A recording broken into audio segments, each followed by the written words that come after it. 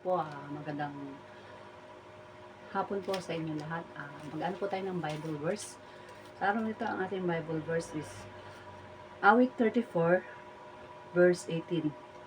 Tinutulungan niya ang mga nagdurusa at di binibigo ang walang pag-asa. Sa mga nakaharanas ng pagdurusa, paghihirap sa mundo na ito, ay tinutulungan ng Panginoon. Dumadanas ka man ng mga pagsubok sa buhay mo, nagdurusa ka sa mga kabigatian, for example, po mga kalungkutan, ah, sawi, sawi sa pag-ibig, sawi sa lahat ng bagay, problema, ang Diyos ay nariyan na nagbibigay ng kapayapaan, nagbibigay ng pag-asa sa ating Panginoon. Kaya sabi dito, at di binibigo ang walang pag-asa. Di niya binibigo na mawalan man tayo ng pag-asa, pero kapag nasa Diyos tayo may pag-asa. Lahat ng mga sacrifice na kabiguan natin sa mundo na ito, lahat po yan papalitan ng Panginoon ng kapayapaan. Sa buhay natin, bibigyan niya tayo ng lakas upang lahat na matagumpayan natin ang pagdurusa sa mundo na ito. Kasi kapag tumawag ka sa ating Panginoon, ora mismo ang Diyos ay hindi kailanman nagpapabaya sa kanyang mga anak. Mawalan ka man ng pag-asa sa mundo na ito, pero sa Diyos meron kang pag-asa. Nadurusa ka man sa mundo na ito ng matinding kalungkutan, nawalan ka man ng mahal mo sa buhay, namatayan ka ng family mo, pero ang Diyos nandyan pa rin. Pilit tayong niyayakap ng ating Panginoon kung gaano niya tayo minamahal at inaabot ng ating Panginoon. Yung pag-asa, mawalan ka man ng pag-asa sa mundo na ito. Pero si God, yung tunay na nagmamahal. Tunay nagbibigay sa atin ng kalakasan. Tunay siyang hindi nang iiwan. Ganon kabuti ang ating Panginoon.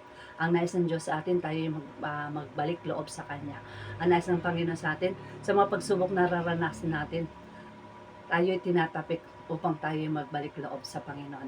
Napakabuti at tapat ng ating Panginoon na nilalapitan. Hindi siya nagkukulang, hindi nagbabago.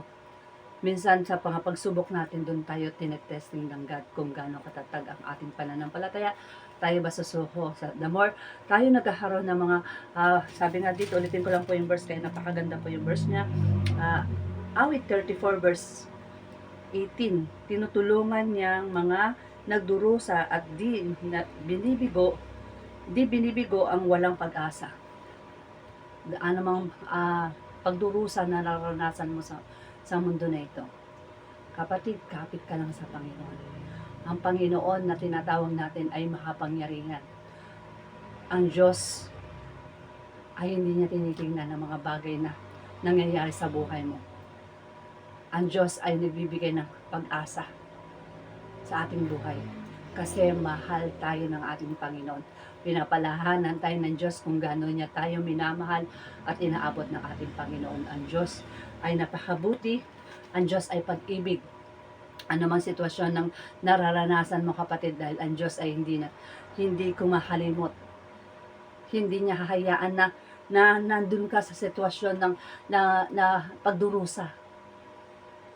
Kapag anak ka ng Diyos, yung nararanasan mong paghihirap sa mundo na ito, pagdurusa. Pero kapag tumawag ka sa Panginoon, nakikinig ang ating Panginoon sa ating buhay. Alam ng Diyos yung pagluha natin. Alam ng Diyos yung bilang niya ang ating mga buhok. Alam niya ang ating mga hinaing pagdurusa sa mundo na ito. Kaya napakabuti at tapat ng ating Panginoon. Siya'y hindi nagkukulang. Pilit tayong inaabot ng ating Panginoon. Ang nais ng Diyos sa atin, tayo magbalik loob sa Kanya. Ang nais ng Diyos sa atin na magkaroon tayo ng tunay na relasyon. Ito ay pinapalanan sa atin ng Panginoon na gaano tayo kamahal ng Panginoon. Na kapag tayo lalapit sa Kanya, tinatapik tayo ng Panginoon. Minamahal tayo ng Diyos. Ayaw niya tayo mapahamak. Ayaw niya tayo magdurusa sa mga nararanasan natin pagsubok sa mundo na ito. Hiniintay lang tayo ng Diyos na tayo lumapit sa Kanya, muli magbalik loob sa Diyos. Kasi mahal tayo ng ating Panginoon na buhay na kumikilos sa atin. Yun lang po ang mababahagi ko kung gaano kadakila ang Diyos na kumikilos. Naway pagpalain kayo ng Panginoon sa araw na ito. I-share niyo po, ibahagi niyo po ang salita ng Panginoon. Mahal ka, kapatid ng ating Panginoon. Ano man nagagawa natin mga kasalanan sa ating buhay dahil nandito tayo sa mundo na ito, maraming pagdurusa. Pero kapag kumapit ka sa Panginoon, ang Diyos ay hindi kanya pababayan. God bless you po. Bye-bye po.